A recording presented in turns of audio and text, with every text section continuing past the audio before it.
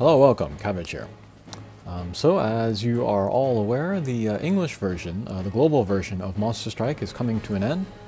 And so a lot of players are actually moving over to JP now or soon. So I thought I would do a video kind of talking about which monsters would be the best to start with if you're restarting a game in the JP version. And then I'm going to do two videos about this. This one will be about non-limited hatcher monsters, which are available in pretty much every hatcher. And then the next video that I make will be about monsters in specific hatchers, so limited monsters. And then yeah, what I'm thinking about when I choose these monsters is that monsters that would be best for people just starting out, that are playing the early stages of the game, that do not have a lot of other monsters. And then I'm thinking more specifically about monsters with like a double null ability, just so that they would be able to go to more quests. And then also monsters with a strong bump combo, since that's kind of where the game has moved. The strong bump combo can be one of the most useful parts of a character. Alrighty, so let's start with a ranking. Number 10 is Sous Transcendent. And yeah, just a spoiler alert, but pretty much every character on this list is going to be a Transcendent form. Just because they have gotten so much attention, and they're very new, and so they fit the current metagame. And then they usually have better bump combos as well. But anyway, here's a Sous Transcendent, number 10. Very good stats. He's got the double null ability of a flight null damage wall, so he can deal with the two gimmicks that hurt you, the mines and damage walls. And full resistance, which really helps him go to any element quest. And a meteor strike shot, which can be very good to clear a field. And then a good bump combo combination. The blast bump, he can help out your other characters with their bump combos. And then he has a pretty decent X-Laser himself, which does about 12,000 damage. So yeah, not the highest on this list, mostly because his bump combos are not super strong. But a very versatile character that can carry you for a while. Alright, so Sous Transcendent, number 10.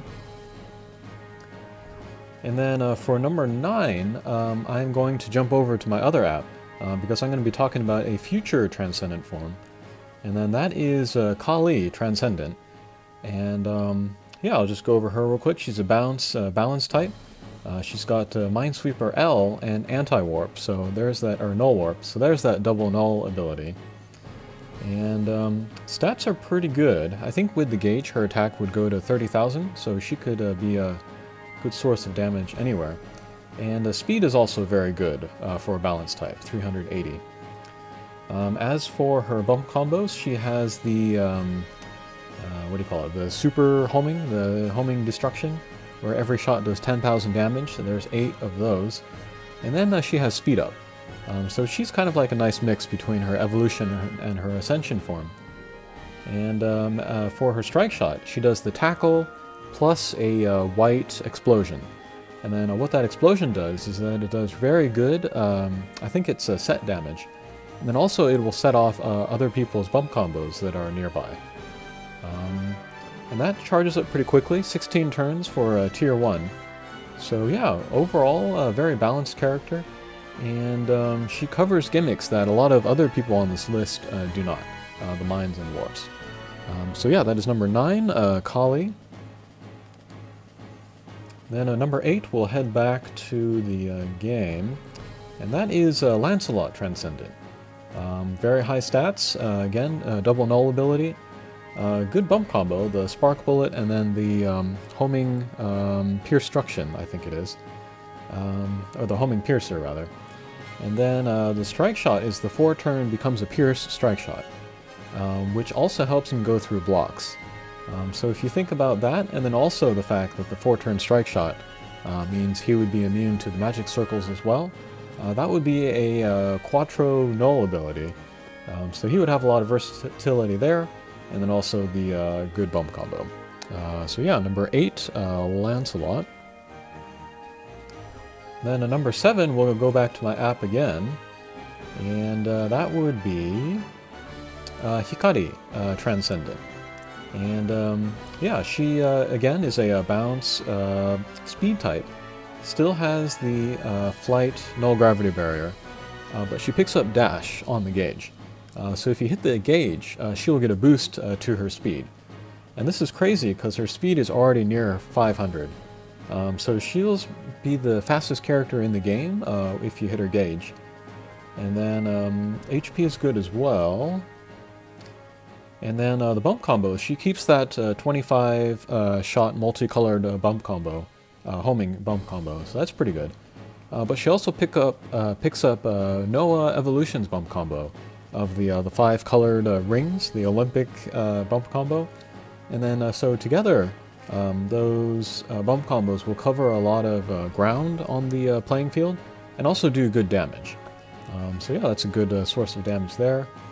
And then her strike shot is still the meteor, but she will become a pierce type, which makes that very much easier to use.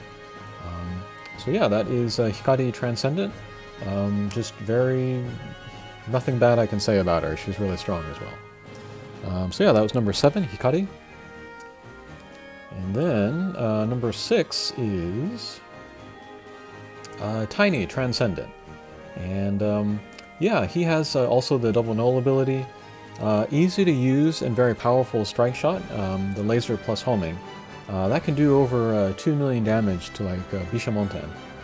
And then a very strong bump combo. It's the same power as Alice's bump combo.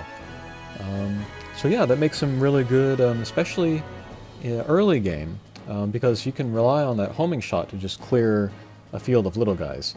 And then also for farming for dragon gems and things like that. So yeah, number 6, Tiny. And then number 5 is Arthur. She is the one Ascension form. All of the others are Transcendents. But Arthur is still really good.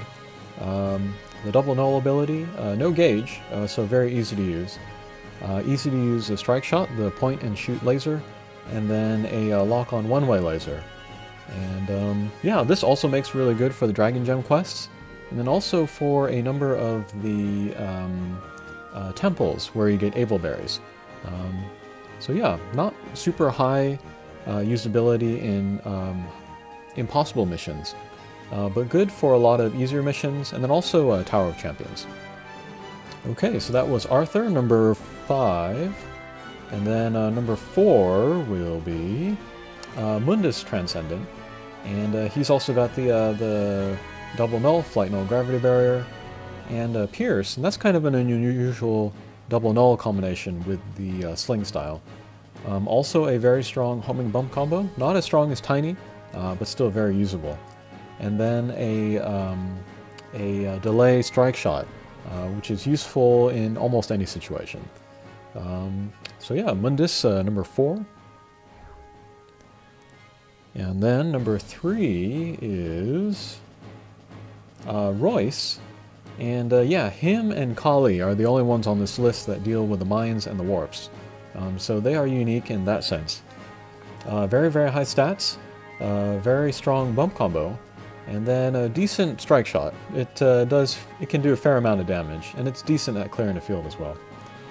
But yeah, he's really good for also easy quests where you need to farm a lot, and then also the temple. He's good for almost every temple, so he's pretty good for getting Abelberries for you. So that's number 3, Royce. Number 2 is Aladdin, and again, double null ability. He's got the dark resistance, so he's especially good for dark quests. Pretty strong bump combo, and then a unique strike shot where he becomes into the counterattack mode. And he can actually set off his bump combos and then his partner's bump combos on the enemy's turn. So yeah, kind of a quirky character, but ends up being very, very useful. And still very high on JP ranking lists. So yeah, Aladdin Transcendent, number 2. And then number 1 of all characters, Hatcher monsters that are not limited, that would be Hanzo Transcendent. And yeah, pretty good stats, very high speed for a bounce type. Double null ability, null gravity barrier, null warp. And that one's important, that double null ability. because with that, you can go to all of the first wave of impossibles. Yamato Takeda might be difficult because of the element, but still, he can go to all of the first wave of impossibles, and then that's kind of the best way to get all of the impossibles in the game, is to start with that first wave. But anyway, very strong bump combo, especially that slice and dice. And then a strike shot, where on the turn that you use the strike shot, he gains null everything. He gains immunity to mines and damage walls. And so, coupled with his null gravity barrier and null warp, he gets null everything, basically.